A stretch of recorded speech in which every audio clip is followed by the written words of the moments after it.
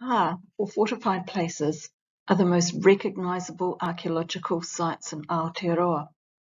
Features to look out for are terraced slopes such as on the volcanic cones of Tamaki Makaurau, the profile of a ditch on a ridgeline such as this pa at Opito, or a terraced headland with a ditch on the landward side. There are over 1,000 identified pa in Aotearoa. They are most common in the northern half of the North Island, but occur as far south as Otago.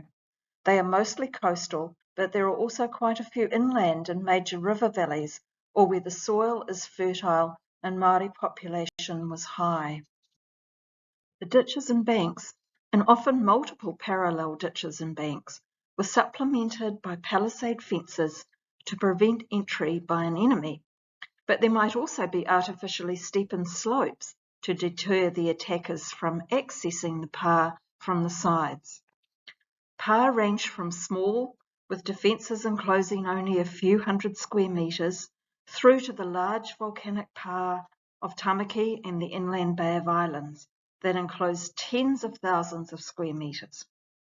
A small pa might have been built and occupied by a small hapu when there was conflict, but large groups of related people coming together under the leadership of an important chief would have been associated with a big pa that would require many people to construct and defend.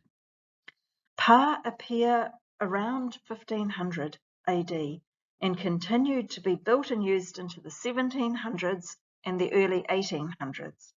However, some of the prominent locations like headlands had earlier undefended occupations, suggesting that defence and protection was only part of the purpose of a pa.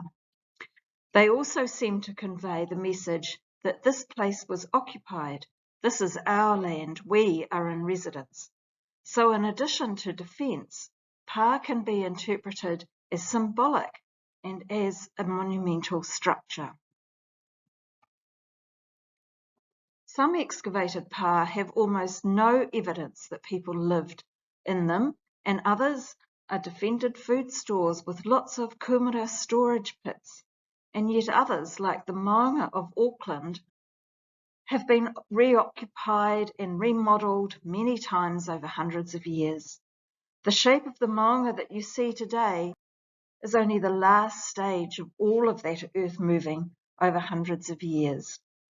Underneath the grass and the soil, there will be buried terraces covered by earth moved from above during the formation of new, wider, and longer living terraces on which were storage pits, cooking areas, and houses. Maungawhau, for instance, has terraces near the summit that almost join up and were probably defensive, along with steep scarps below. The volcanic cones of Tamaki are prominent, but there are also many headland pa around the coast of the Waitemata and Manukau harbours, such as this one in Kendall's Bay. Pa didn't exist in a landscape on their own.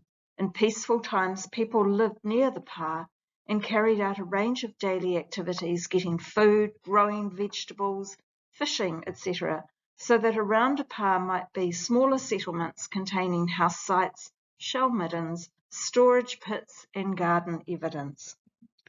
The cones of Tamaki have fared badly over many decades with quarrying, and in some cases have been destroyed altogether. The landscape may have changed, but the pa name lives on, and also the name of important people associated with the pa. These stories are part of claiming association with the whenua or land, which has endured through the centuries.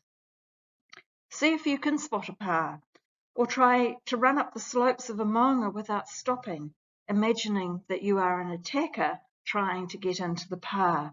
I think you will find that the maunga were able to be very well defended.